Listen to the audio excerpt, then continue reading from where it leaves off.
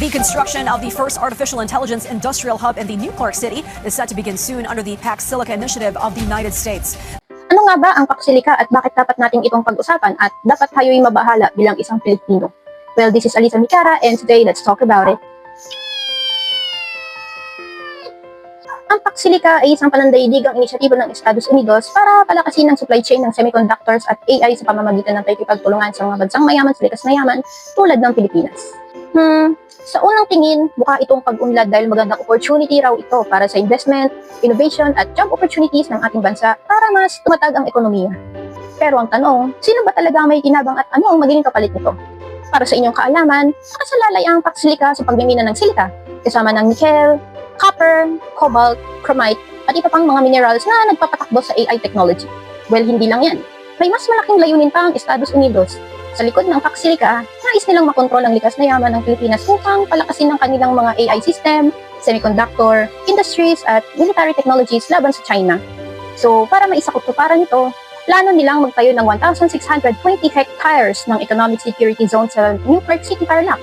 Nakikita nila ang Pilipinas bilang isa sa pinakamayamang pinagkukunan ng mga critical minerals sa buong mundo. Pero ano ang hinihingi nilang kapalit? Ang ating lupa, kagubatan, mga kabundukan, mga ilog, tubig at kuryente. Hindi lang yan. Hindi rin sila magbabayad ng renta sa unang 2 taon nila rito.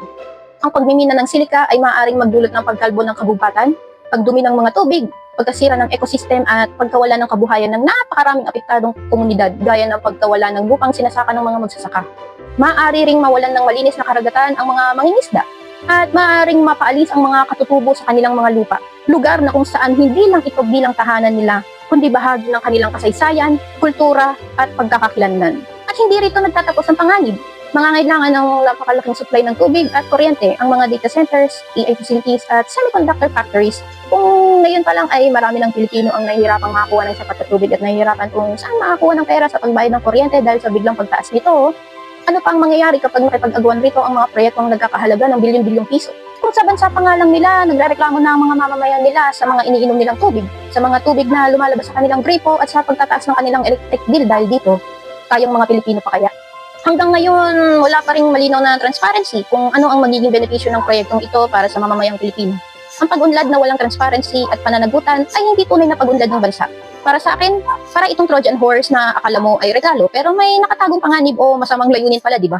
Lagi niyong tatandaan, walang teknolohiya ang kayang pumalit sa malinis na tubig at sa paglago ng ating mga kabundukan.